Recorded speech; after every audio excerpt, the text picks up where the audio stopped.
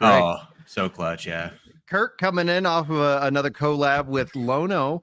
Dude, what are you playing? And I don't know if what Lono was talking about today, and you guys, you can feel free to plug that as well. We talked about Star Wars, so it's Yeah. all thematic today. But I've been playing Star Wars Dark Forces, and I've been playing a lot of Skull and Bones, baby. Yeah. Nice. Dude, I love the dedication, man. Like, I Dude, love I'm it. like I'm Don't like ever- 70, Yeah. somewhere between 70 and 80 hours in. This game is like This game is my new world. Like, it's like Kirk is like, this is great, and I'm not knocking on it, but it's like it feels like I'm just watching myself. so like going, guys, so New like World's I not that found bad. this I found this quest to like fight this ghost ship at night, right? And I like fought it for the first time, and that was really cool. It's like a siren ghost ship, and it like shrieks as you fight it, and like teleports everywhere, and that's just like cool, right? That's cool. That is really cool. Like if somebody just stuck you in a gameplay preview and was like, here, play this for 5 minutes, you'd be like, oh, that was pretty cool. Like, not that the rest of the game is necessarily, but that is in isolation.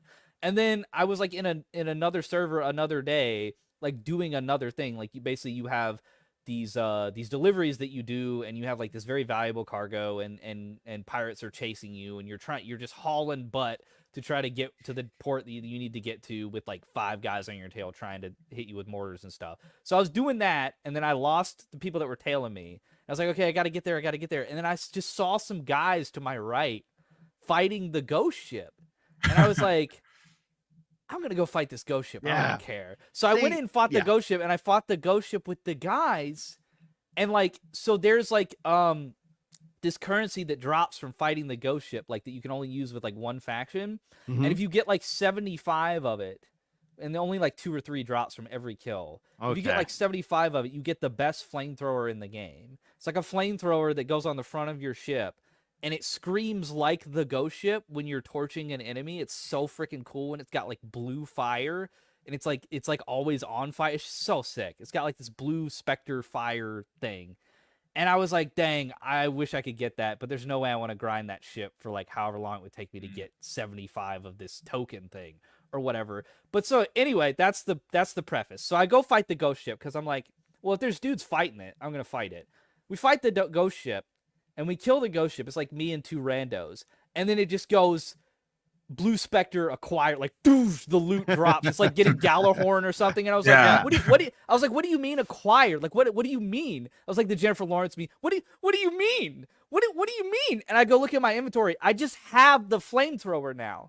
Like, I don't know there you go. what the percentage drop of that was. I've seen people that have grinded it for like 5 hours or something. Yeah. But like, I just have that flamethrower now, and I have the best cannons in the whole game because I did the battle pass. Like, I'm hooked, dude. Like, my ship is decked out. I have like a level 12 ship.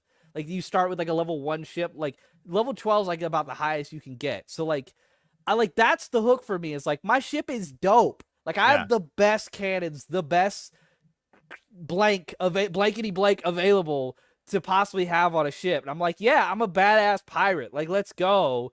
That's what's getting me. I don't know when I'm gonna hit that wall of like, there's nothing else I can do. Because like, I'm looking it up online. I'm like, wait, you mean that's just one boss? You mean there's all these other bosses that have these very rare drops or whatever that I could like farm and like try to get, and I could put all that other stuff on my ship? Like, what if I had all the stuff on my ship? And so, like, I didn't mean this to be like a long Skull and Bones tangent, but like, it's very enjoyable. I love this so much. It's so weird. Like, I just feel like there's this whole aspect of the game, like, nobody other than the people that like stuck with it, like, are even aware that it exists. It is 100% just another Destiny. Like, it's just that type of game, but you have a boat. You're a pirate and you have a boat, and you're tricking out your boat instead of like your stupid gauntlets and your stupid helmet and your stupid bangle thing if you're a warlock or whatever in Destiny, like, or your Titan skirt, your kilt, or like whatever. I believe it's called a bond. Instead of that, like, you've got like, you know, your weapons and your whole armor and stuff like that. Yeah, and it's like, it's got me like, what's cooler than having a freaking blue fire, ghostly, shrieking flamethrower that I just absolutely and it just melts dudes too. Yeah, like, you know, I just roll up on these pirate guys and I'm just like, it's absolutely just, and they just blow up. It's, oh man, I'm loving this game, dude. It makes me happy.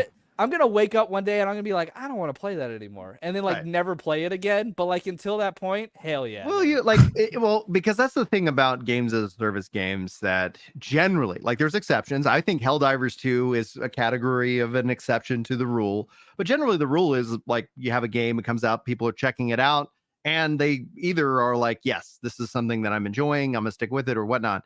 I believe that the general principled rule about a game as a service success is that they keep making the game, and that ends up being where people try to like obsess over the numbers. But if people are enjoying it like Kirk is enjoying it, like you don't need a massive amount of community playing it. You just need to have like a core That's what they said. fan base. They touted that their average engagement is 4 hours a day. That's incredible. Like, yeah, like, and people are like, yeah, but their player base is terrible. Who cares? Like, yeah, like people dream of that. Like that's what's carrying games like Hunt Showdown and Escape from Tarkov is like, yeah, you get a dedicated community. I mean, they just kind of skipped some steps, right? Like they've skipped like the AAA steps of like everybody clamors around the game and everybody's playing. Like it eventually falls off and gets to that point where there's a dedicated community and that's the only people that play it. Like a game like For Honor or something. And it's any like, games as a service game. Like, I mean, jump straight to that, but there's a lot of games that don't have that. Like Suicide Squad is a red alert, like triple alert danger of like not being able to cultivate that, not having any type of dedicated player base. And they've really got to hope that the Joker DLC, which just announced it's March 28th, get ready, Brian. Okay. Get ready. We'll be ready. 28th. Yeah, I promise. for us to make content that nobody's gonna watch ever. We're just not gonna put the word in the title because, like, we definitely got put into timeout by killed my channel. YouTube. Oh my god. Yeah. Yeah. Well, Wow. Yeah. Exactly. Yeah. It is like, and for you were talking like about it like on a stream, and it's like, why didn't that happen for Lono? I was like, well, a lot of people will show up for Lono for him, and so it doesn't matter like what game he's talking about but when you're like, yeah, here's a review. Not a lot of people are searching for it, and your general community may be like, I don't care.